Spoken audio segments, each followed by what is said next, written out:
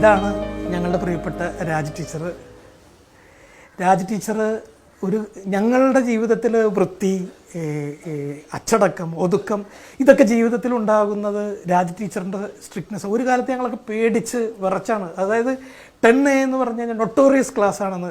Kaloor government ഹൈസ്കൂളിലെ ഏറ്റവും notorious students പഠിക്കുന്ന ക്ലാസ് റൂമാണ് 10A. ആ 10Aയിലെ സ്ഥിരം ടീച്ചർ അല്ലെങ്കിൽ 9A ആയിരുന്നപ്പോൾ ഞങ്ങളുടെ ക്ലാസ് ടീച്ചറായിരുന്നു. ഞങ്ങൾ 10Aയിലേക്ക് വന്നപ്പോഴും ടീച്ചറെ തന്നെ ക്ലാസ് ടീച്ചറാക്കി വെക്കുകയായിരുന്നു.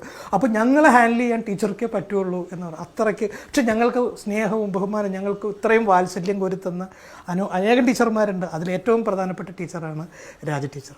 എല്ലാവരും ഒരേ രംഗത്തും ഓരോരുത്തരും പ്രമുഖരായിരുന്നു അന്നത്തെ കാലത്ത്. അതുകൊണ്ട് എനിക്ക് അതിൽ സന്തോഷവും വളരെയധികം സംതൃപ്തിയും ചാരിതാർത്ഥ്യവും ഉണ്ട് നിങ്ങളെയൊക്കെ പഠിപ്പിച്ചു വിട്ടതിൽ. കാര്യം വികൃതി കുട്ടികളായിരുന്നു, എന്നാലും സന്തോഷം. അപ്പോൾ അതിൽ നിന്ന് ഉരുത്തിരിഞ്ഞ് ഒരു രത്നം പവിഴം കടലിൽ നിന്ന് സമുദ്രത്തിൻ്റെ അടിയിൽ നിന്ന് പൊങ്ങി വരുന്നത് പോലെ എൻ്റെ ഒരു സ്റ്റുഡൻ്റ് ഇങ്ങനെ വന്നപ്പോൾ എനിക്ക് വളരെയേറെ സന്തോഷം. ഇന്നലെ സിദ്ദിഖ് വിളിച്ചപ്പോൾ എനിക്ക് എന്താണ് പറയേണ്ടതെന്ന് അറിയാൻ പാടില്ലായിരുന്നു. വെച്ചാൽ എല്ലാവരും കലൂർ സ്കൂളെന്ന് പറയുമ്പോൾ ഒരഭിപ്രായം ഉണ്ടല്ലോ, പക്ഷേ അവിടെയും ഈ ജെംസ് മുത്തുകളുണ്ടായിരുന്നു. ടീച്ചർ ഓർക്കണ്ടോയെന്ന് അറിഞ്ഞൂടാ, ഞങ്ങളുടെ ക്ലാസ്സിൽ നിന്ന് ഒരിക്കൽ ഒരു ആരോ വിട്ടിട്ട് ടീച്ചറുടെ ദേഹത്തിലുള്ള ഒരു സംഭവം ടീച്ചർ ഓർക്കണ്ടോ? അത് ഫസ്റ്റ് ആൻഡ് ദ ലാസ്റ്റ് ആയിരുന്നു. എന്നെ ആരും അങ്ങനെ ഇരുത്തിയിട്ടില്ല എനിക്ക് പറഞ്ഞാൽ. പക്ഷേ ഞാനിവരെ പിടിച്ചു നിർത്തി, ബെല്ലടിച്ചിട്ടും വിട്ടില്ല. ഓൾ ക്ലാസ് അല്ലേ? ഓൾ ക്ലാസ് ആരാ പറയണം എന്ന് പറഞ്ഞു, ആരും പറഞ്ഞില്ല. അടിച്ചു എന്നിട്ടും ആരും പറഞ്ഞില്ല. പക്ഷെ ടീച്ചർക്ക് ഇപ്പം ഞങ്ങൾ 5 പേരുണ്ട്. അന്ന് 45 കുട്ടികളുണ്ടല്ലേ ടീച്ചർ നമ്മുടെ ക്ലാസ്സിൽ. ഈ 5 പേരിൽ ഒരാളാണ് അന്ന് ആരോ വിട്ടത്. ടീച്ചർ ആരെയാണ് ടീച്ചർക്ക് പറയണ കേട്ടിട്ട് ഏറ്റവും സൈലന്റ് ആയിട്ടിരുന്ന് കുസൃതി ചെയ്തതാണോ എന്ന് എനിക്കൊരു സംശയം. പക്ഷേ ഈ കൂട്ടത്തില് ഞങ്ങള് 5 പേരില് ഒരാളാണ് ടീച്ചർ എന്ന് പറയുമോ?